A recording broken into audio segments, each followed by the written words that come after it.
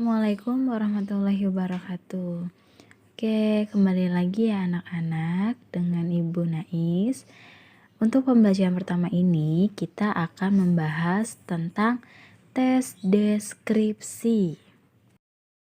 Kalian tahu nggak sih, apa sih tes deskripsi itu? Oke, Ibu kasih tahu ya.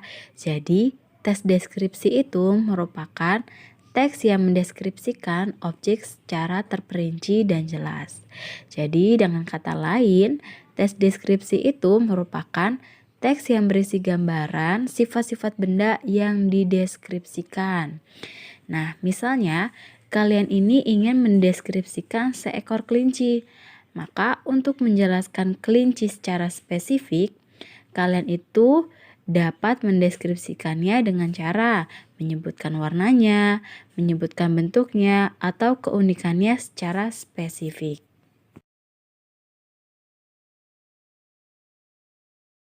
Lalu, apa saja ya ciri-ciri dari tes deskripsi? Jadi, ciri-ciri dari tes deskripsi itu yang pertama, menggambarkan objek secara sejelas-jelasnya. Yang kedua, melibatkan kesan indera atau citraan. Yang ketiga, membuat pembaca seakan-akan merasakan sendiri. Dan keempat, menjelaskan ciri dan bagian objek secara terperinci. Lalu, apa sih tujuan dari tes deskripsi? Jadi, tujuan dari tes deskripsi itu adalah agar orang yang membaca seolah-olah melihat sendiri atau merasakan sendiri mengenai sesuatu hal yang diceritakan dalam teks tersebut. Selanjutnya yaitu mengenai kaidah kebahasaan teks deskripsi. Untuk kaidah kebahasaan teks deskripsi, yang pertama itu ada rujukan kata.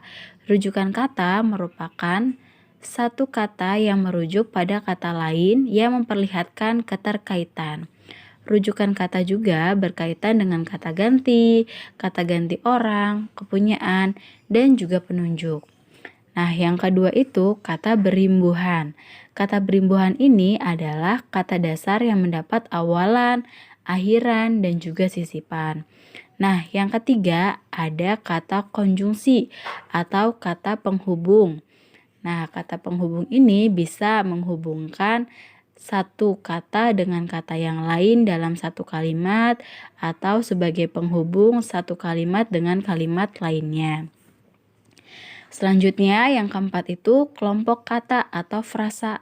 Frasa ini adalah gabungan dua kata atau lebih yang bersifat non-predikatif atau tidak ada yang berkedudukan sebagai predikat. Nah, yang kelima ini kata baku dan kata tidak baku. Kata baku adalah kata yang sesuai dengan kaidah bahasa Indonesia. Sumber utamanya yang telah ditentukan dalam pemakaian bahasa baku, yaitu Kamus Besar Bahasa Indonesia atau KBBI. Nah, pada umumnya kata baku ini digunakan dalam kalimat resmi, baik lisan maupun juga tulisan. Adapun kata tidak baku merupakan kata yang tidak sesuai dengan kaidah bahasa Indonesia. Biasanya, kata tidak baku ini dipakai dalam percakapan sehari-hari. Nah, yang terakhir ini penggunaan huruf kapital dan juga tanda baca. Dalam penulisan teks deskripsi juga harus memperlihatkan penggunaan huruf kapital, tanda baca agar sesuai dengan teks tersebut.